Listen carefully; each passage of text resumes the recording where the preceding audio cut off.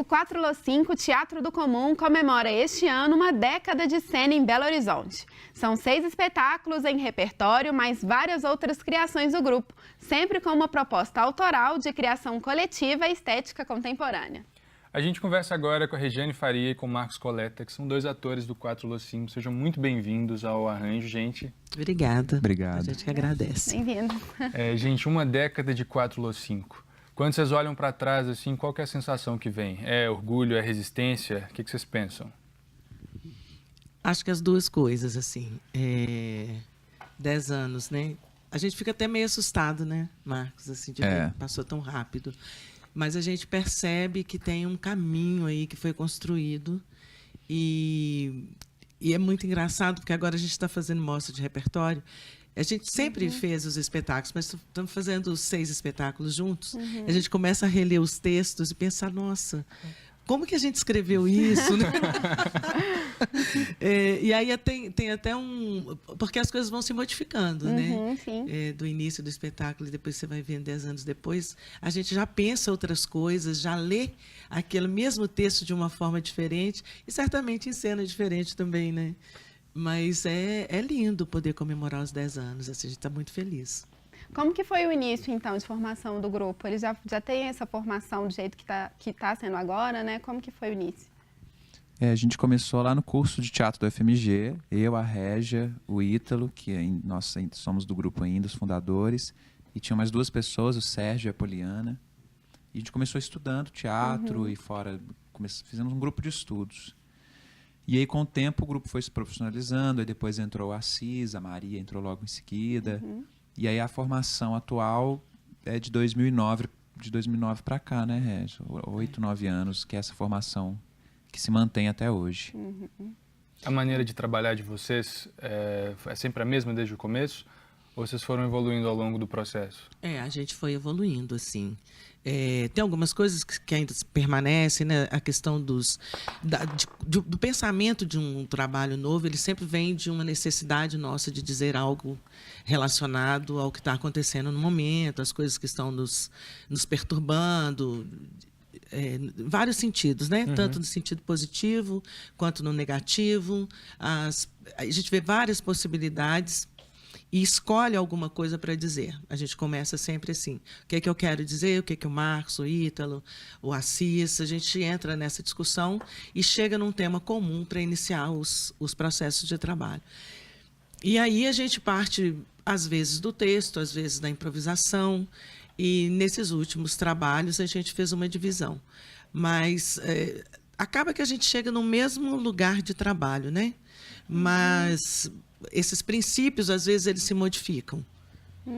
E além da dramaturgia mesmo, fazer de vocês é bem coletivo, é trabalhado todo mundo junto. Assim, qual que é a potência que vocês acreditam que esse tipo de processo de produção traz para o grupo de vocês? Traz para o espetáculo de vocês? Eu acho que reflete diretamente, né, no espetáculo. Eu acho que as coisas que a gente quer dizer no palco, elas não podem ser diferentes da forma como a gente faz na sala de ensaio. Então, se a gente quer ser coletivo, se a gente quer ser ético, se a gente quer falar, quer almejar mudanças, né, sociais para o mundo, pensar coisas, eu acho que isso começa lá na sala de ensaio. Então, eu acho que a criação coletiva é uma escolha muito mais política do que estética. Não ter a figura de um diretor, não ter uma hierarquia de trabalho, todo mundo tem a mesma voz. Eu acho que tudo isso tem a ver com uma escolha política que vai refletir depois lá no que a gente está fazendo em cena. Bom. A própria escrita dos textos de vocês, né? Vocês desenvolvem os textos, a dramaturgia dos espetáculos do grupo, são todos autorais e, como estava dizendo, escrito em processo por vocês, né? Por que dessa opção? É essa vontade de dizer alguma coisa de vocês? Vocês terem a própria voz? Sim. A gente já encontrou muitos textos interessantes, assim, que a gente tem até vontade de fazer, mas, na verdade, eles sempre permeiam algum desejo nosso, mas não atingem, de fato, aquilo que a gente quer. Então, a gente tem fontes, né, onde a gente bebe tudo, mas, na realidade, a gente quer dizer mais. E como os processos partem da nossa vivência enquanto cidadãos e coisas muito pessoais, porque a gente, além de um grupo, a gente tem uma unidade muito grande entre nós. E aí tem as nossas histórias envolvidas, né? E isso faz com que a gente queira pontuar alguns detalhes que não tem em outros lugares, não vão ter porque são nossos, né? E como os meninos, Marcos e Assis, eles têm uma habilidade tremenda para dramaturgia, normalmente eles fazem esse amarrado todo. Já tivemos casos deles trazerem já um texto pronto, o caso do Outro Lado, né, por exemplo, que a gente começou num processo diferente das que a gente fazia anteriormente, que improvisava primeiro, pontuava coisas e depois desenvolvia. No Outro Lado, que foi o nosso segundo espetáculo, a gente fez diferente, né? Mas foi super bacana também fazer assim. Mas tem esse interesse de se escrever do nosso modo, da nossa forma, com as nossas... claro que não desprezando de forma alguma o que já temos, né? O que as outras pessoas escrevem e tal, mas é porque realmente é importante para a gente fazer isso. Isso que você disse de que vocês quererem dizer sobre o que é caro a vocês, né? O que é pessoal, a vivência de vocês como cidadão. É daí também que vem o teatro do comum? Também, né? Eu acho que quando a gente fala de comum, a gente fala do comunitário, né? Assim, daquilo que é comum a nós. O que é comum a nós? Tá? Quando a gente vai fazer criação coletiva, a primeira pergunta é sempre essa. Assim, sobre o que a gente quer dizer nesse próximo espetáculo. Cada um quer dizer uma coisa. Aí a gente tem que tirar um denominador comum para que todo mundo, de alguma forma, se sinta contemplado ali com essa próxima criação. E isso expande para o público também, né? Para o espectador. A gente gosta quando o nosso espetáculo ele pode ser visto e ser fruído e ser entendido desde uma pessoa que nunca foi ao teatro, que está indo ali pela primeira vez, até aquele professor da UFMG, um pesquisador cênico. O espetáculo precisa ter camadas de relação para qualquer pessoa, né? Para não ser nem uma coisa para especialistas, mas também para não ser algo simplório demais. Né? Então a gente sempre busca construir camadas nos nossos espetáculos para que ele seja comum a qualquer tipo de espectador que for que chegar e tiver contato com o nosso trabalho. A Rádio de volta e a gente continua a conversa com os atores Marcos Coleta e Regiane Faria sobre os 10 anos do grupo 4Lo5 Teatro do Comum. Gente, o 4Lo5 tem 6 espetáculos em repertório, né? Que é Só uma Formalidade, Outro Lado, o Get Out, Humor, Ignorância e Fauna. Vocês apresentaram todos nessa mostra comemorativa dos 10 anos. Agora a gente vai passar um VT, que é o teaser que vocês fizeram para essa mostra, que tem imagem de todos os espetáculos. Eu queria que vocês comentassem um pouquinho de cada um. Roda VT?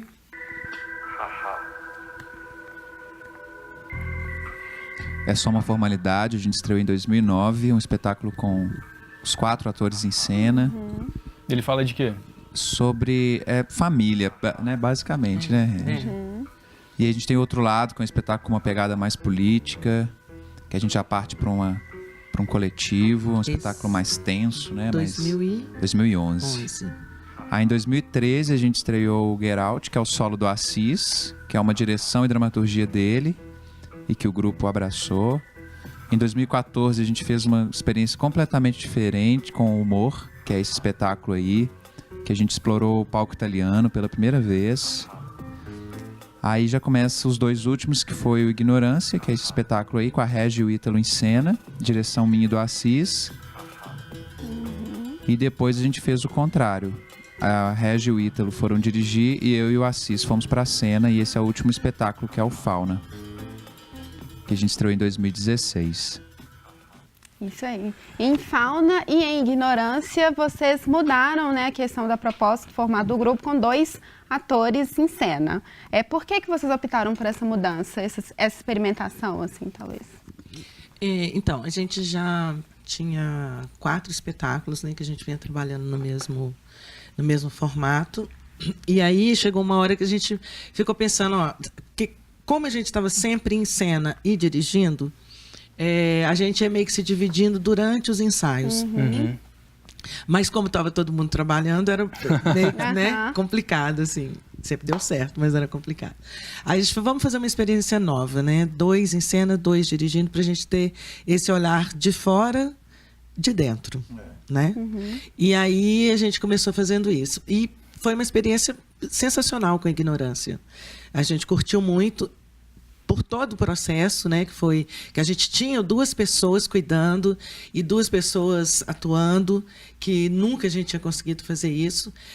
Havia ainda umas interferências mínimas, assim, que a gente não conseguia desgrudar total, né, dessa coisa da direção e da atuação, mas que depois a gente foi entendendo isso. E quando chegou, pela experiência, pelo resultado dela, a gente falou, agora vamos trocar. Os meninos vão para a cena e a gente vai para a direção. E é um aprendizado muito grande, porque aí você começa a entender, de fato, né, o que você estava fazendo antes na mistura. E aí você separa isso um pouco. E, para mim, por exemplo, o Ítalo tem um pouco mais de experiência com a direção individual, assim, ele dirige outros espetáculos fora do grupo e tal. E a minha experiência foi a primeira, assim, de estar dirigindo, né? E aí, para mim, foi muito rico isso. E acho que para o grupo todo.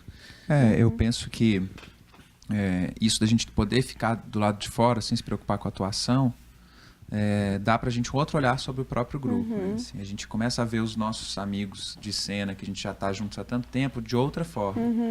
Legal. E assumir funções que a gente ainda não tinha assumido. Né? Nessa peça eu sou o diretor. Então, e aí? O que eu faço com isso? Eu não sou só mais um dos atores que também está dirigindo. Eu sou o diretor do espetáculo. Então, a gente também poder brincar nessas funções, depois de já ter passado por todas essas criações coletivas, né? Acho que dá para a gente uma outra experiência dentro do grupo. E é uma estratégia também para a gente tentar se renovar dentro do grupo. Porque como a gente não troca os atores, o elenco é sempre o mesmo, a gente está ali há 10 anos juntos, essa é uma estratégia também para a gente se desafiar ali dentro daquela própria estrutura. São outras potencialidades também que a gente vai descobrindo, né? E é interessante porque o nosso olhar também, enquanto atores, só atuando, para os diretores, é uma coisa que se dá assim tão naturalmente, que é diferente de quando você recebe um diretor de fora também, né, dos meninos serem do grupo, já nos conhecerem tão profundamente. Então as coisas vão meio que azeitando, assim. E foi bem bacana fazer. Se a gente fala de temática dos espetáculos, eles se conectam de alguma maneira ou é só mais nessa maneira de trabalhar? Eu sempre falo que eu acho que todas as peças do 4x5 falam da mesma coisa, apesar de formas diferentes. Que é o quê? Mas eu acho que aquilo que É Só Uma Formalidade quis dizer lá em 2009 é o que o Fauna quer dizer em 2016. E acho que tudo isso é como que o mundo passa por nós, como esse filtro, e volta para o espectador. E aí a gente tenta misturar essas coisas de cunho mais íntimo, mais existencial, com a relação... O que isso tem de político também, de coletivo... Porque, às vezes, a gente separa muito o que é pessoal e o que é político, como se político fosse uma coisa e pessoal fosse outra. E, na verdade, no 4x5, a gente entende isso tudo como uma coisa só. Assim. Não dá para você ser político sem ser pessoal e afetivo, e nem o contrário. Né? Então, eu acho que, no fundo, um espetáculo ele lança um questionamento que vai ser trabalhado no próximo e assim por diante. Né, Regi? Eu acho isso também. E, na verdade, as coisas também não mudam tanto, né, gente? A gente vive as mesmas dificuldades, ou os mesmos contentamentos, sempre são as mesmas coisas. Os nossos assuntos, eles não se modificam, né? Os temas, na verdade, da vida, né? Então, eu acho que é a forma de falar sobre isso e o momento que você está falando, né? O que está acontecendo em torno, no seu lugar, na sua cidade, no seu país, etc. Mas a temática da vida, ela não se modifica. A temática não se modifica, mas eu queria que vocês falassem, nesses 10 anos de 4x5, mudou alguma coisa na cena teatral de BH? O que mudou e o que influenciou no grupo de vocês? Ou em vocês também, assim? Olha, eu acho que mudou muito, né? Mudou. Quando a gente veio dar as caras, assim, como grupo... Já existiam grupos muito, muito interessantes, muito importantes em Belo Horizonte, mas eu acho que a gente também puxou uma galera, sabe? Assim, muita gente estudando teatro, muita gente chegando na faculdade, nos cursos técnicos, e essas pessoas interessadas no que está acontecendo. Então, elas vão muitos grupos nos procuram, né? Muitos alunos, aliás, nem grupos ainda formados, mas que têm essa intenção. Então, a gente vê uma evolução muito grande na busca pelo conhecimento e pela formação de artistas na cidade. E acho que a gente tem uma função importante nesse lugar. E a gente também procura muito estar dentro de Belo Horizonte, fazendo coisas relacionadas à nossa cidade, buscando material para trabalhar aqui dentro da nossa cidade. E acho que isso é um reflexo, né, dessa construção de grupos que existe já dentro de Belo Horizonte, que é bem tradicional, mas que eu acho que se potencializou muito nesses últimos anos. E se diversificou também, né? Eu acho que a cena teatral de Belo Horizonte, as formas de se fazer teatro se multiplicaram. Eu vejo a cena hoje, coisas que há 10 anos atrás eu via de uma forma ainda muito tímida, e acho que agora tem muita gente fazendo e de formas muito diferentes e todas muito potentes, assim. É uma cena muito potente. E a gente viaja muito, né? A gente vê muita peça de fora, vai para festivais, e a gente sempre fala, nossa, como que Belo Horizonte tem uma cena teatral interessante. Como que realmente é uma cidade muito particular em termos de teatro, porque o que a gente faz aqui realmente é muito próprio da cidade, dos artistas da cidade.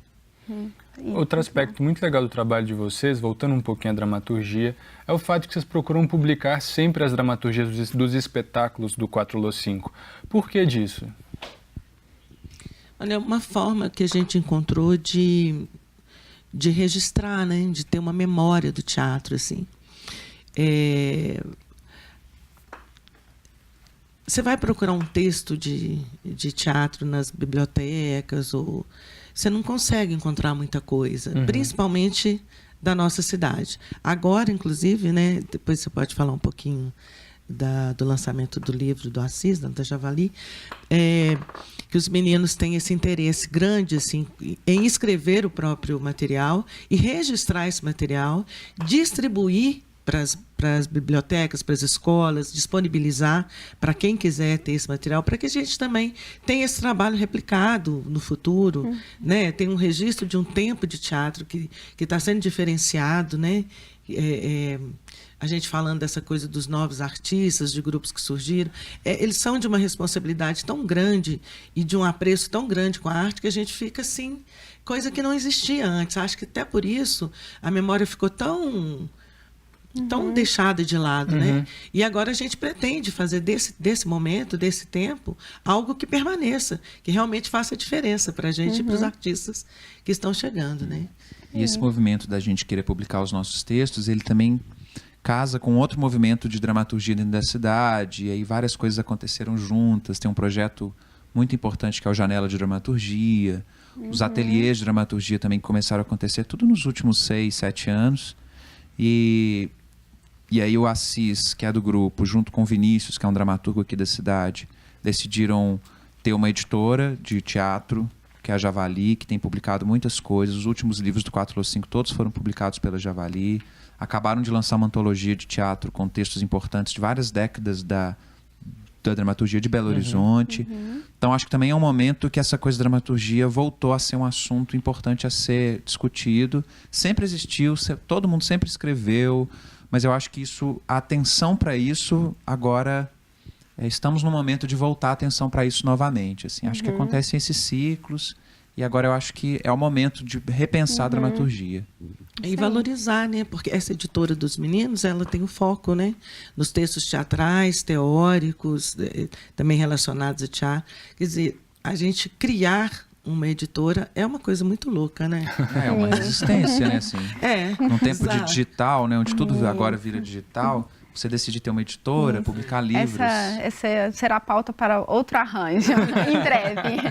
Vamos continuar esse assunto. Eu queria agradecer muito a presença de vocês aqui. Desejo mais 10, 20 anos, 30 anos para o 4Lô5. E tem espetáculo ainda em cartaz, né? O último. Sim, vamos fazer tempo. o Ignorância Isso. na Funarte. É o espetáculo que fecha a mostra nos dias... Você pode ler isso, João? De 23 a 27. 23 a 27 de agosto na Funarte MG. Isso, quinta a sábado às 9 e domingo às 7 da noite.